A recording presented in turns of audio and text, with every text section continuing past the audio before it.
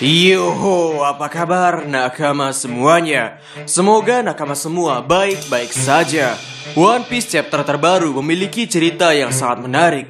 Kita bisa melihat bahwa Yamato solo untuk menahan Kaido.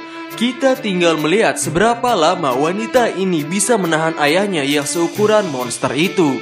Dan kali ini kami ingin membicarakan power up trio lemah kru topi jerami seiring cerita Onigashima berjalan. Sehingga tanpa basa-basi lagi, langsung saja mari kita mulai. Dalam kru topi jerami, semua memiliki perannya masing-masing. Ada yang bertugas sebagai jurumudi, bertugas sebagai tukang kapal, bertugas sebagai tukang tidur, tukang makan, tukang masak, dan masih banyak lagi. Dalam kru topi jerami juga terdapat 2 anggota perempuan, yang mana mereka bukan hanya hadir sebagai beban, tapi mereka berperan penting dalam kapal ini. Bahkan mereka berdua juga bisa bertarung. Di kru topi jerami juga ada yang disebut sebagai trio monster, yakni 3 petinggi gelut dari kru topi jerami. Dan di dalam kru ini ada juga trio lemah, orang-orang yang mudah takut dan cenderung berteriak ketika ada hal yang mengejutkan mereka. Tidak lain dan tidak bukan mereka adalah Chopper, Usopp, dan Nami. Nah, seiring berjalannya cerita Onigashima ini, kita semua sudah melihat bagaimana perkembangan karakter masing-masingnya. Yang pertama adalah power up Nami. Ya, Nami, ia adalah sosok karakter yang bertugas sebagai navigator di kapal kru topi jerami. Ya, bisa dibilang, Nami adalah sosok yang paling kami khawatirkan dalam mode pertarungan.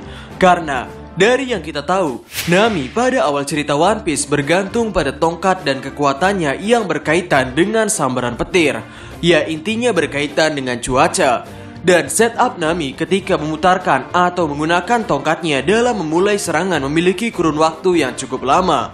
Dan bisa dibilang, varian serangan Nami tidak bervariasi, hanya petir, petir, dan petir. Mungkin yang membedakannya adalah skala petirnya. Namun kita tahu, di masa depan, kru topi jerami pastinya melawan bajak laut yang lebih ganas dari bajak laut yang sekarang. Mari kita lihat dari bajak laut Kurohige. Di bajak laut Kurohige, kemungkinan Nami akan melawan Katarina Devon. Dan Devon adalah karakter yang gesit. Ia bahkan mungkin lebih brutal dibandingkan dengan ulti. Kekuatan Devon sepertinya tidak perlu diragukan, mengingat ia adalah lulusan Impel Down level 6. Dan bukan itu saja, Katarina Devon adalah orang yang bertahan dari Battle Royale yang diadakan oleh Teach waktu itu. Jadi dari kemampuan fisik, Devon ini gila banget. Dan Nami di Wano Kuni ini memang agak menarik. Ia mendapatkan power up dengan Zeus yang saat ini menyatu dengan klimatak milik Nami. Mungkin kita semua terkejut dengan Nami yang bisa mengalahkan ulti. Ya, serangan combo Nami dan Zeus dalam chapter 1016 itu berhasil mengalahkan ulti. Mungkin skala kekuatannya memang sangat besar, tapi ulti di sini dalam kondisi yang sudah babak belur. Mari kita ingat lagi, ulti di cerita awal sudah pernah bentrok dengan Luffy. Ia sudah pernah digeplak oleh Yamato. Ulti pernah dihantam oleh Big Mom. Ulti pernah disambar oleh Nami pada saat Nami marah karena ulti memukul Otama. Dan di chapter 1016, ulti masih bisa berdiri meskipun ia mendapatkan luka sebanyak itu. Bahkan ulti bisa membuat Usopp babak belur lagi.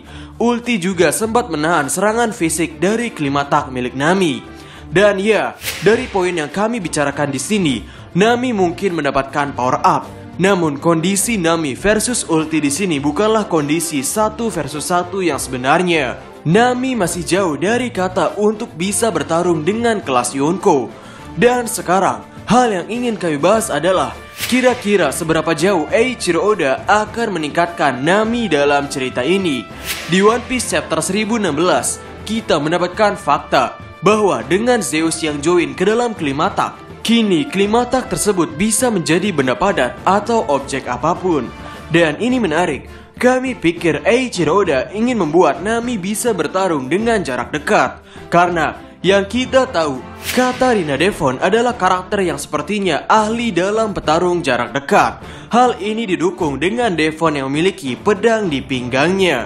Dan sejujurnya, konsep Nami yang bertarung dengan jarak dekat ini merupakan konsep awal atau konsep pertama ketika Eiichiro Oda ingin membuat manga One Piece.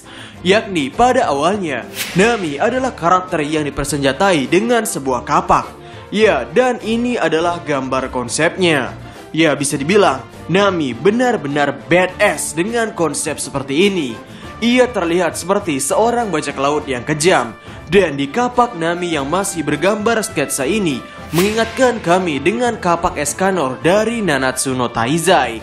Ya, sehingga di sini kami berpendapat, selain Zeus yang bisa memperkuat serangan listrik Nami, mungkin Nami juga akan mampu untuk bertarung dengan jarak dekat.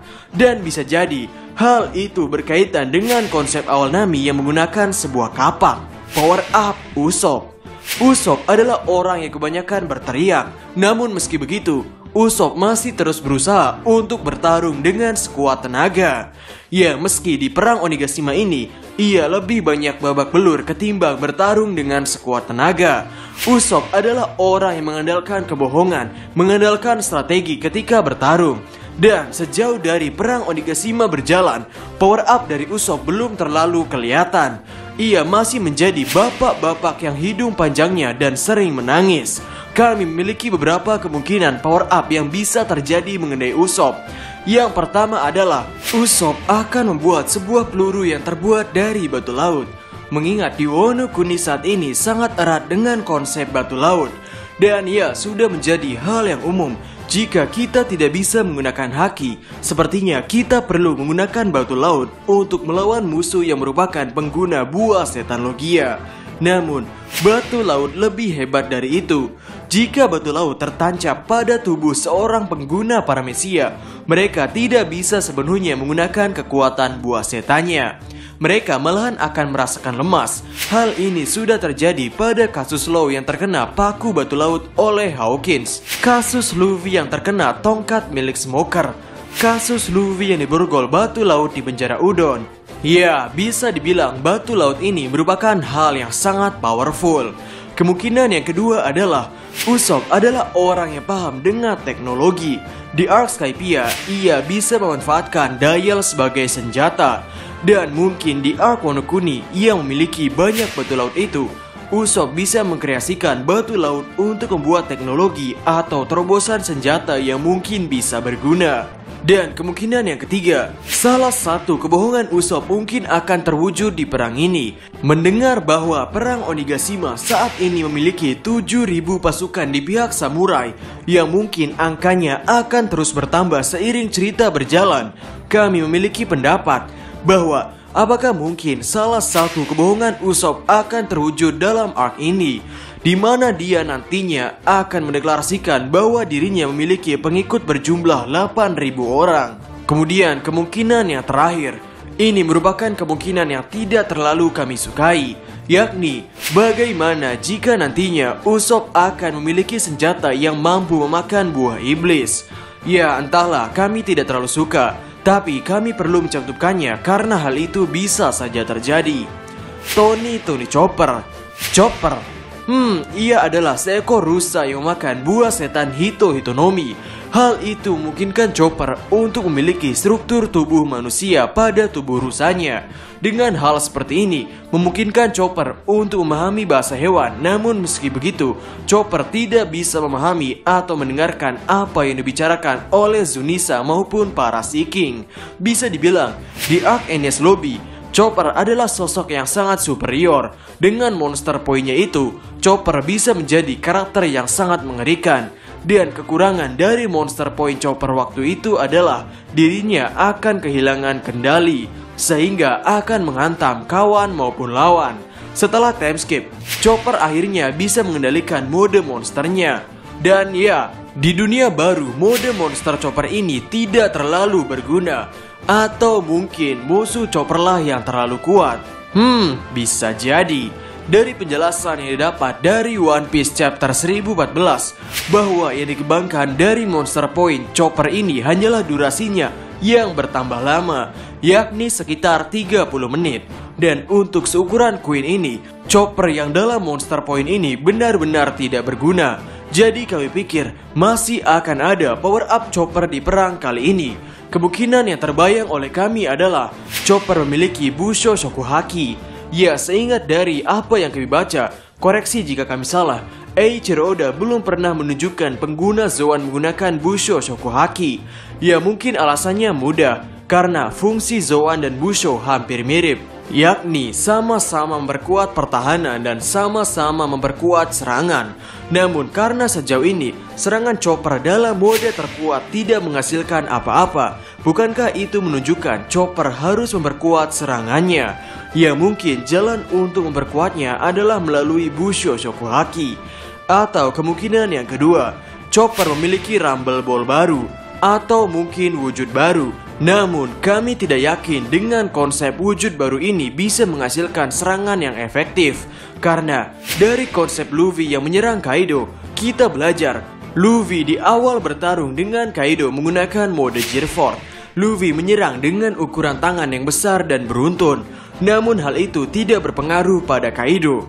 Lalu di perang Wano Kuni ini, atau lebih tepatnya di perang Onigashima ini, dengan gabungan Busho Shokuhaki atau Hao Shokuhaki itu, Luffy bisa melukai Kaido meski menggunakan basic attack. Sehingga yang penting di sini bukan ukuran, melainkan sebuah teknik.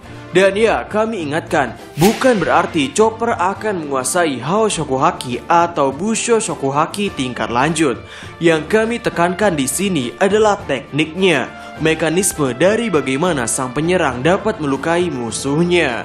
Sehingga, bagaimana menurut nakama semuanya? Berikan komentar kalian atau berikan koreksi kalian semua atas teori kami tersebut di kolom komentar di bawah. Jadi, kami Diskusope dan terima kasih banyak.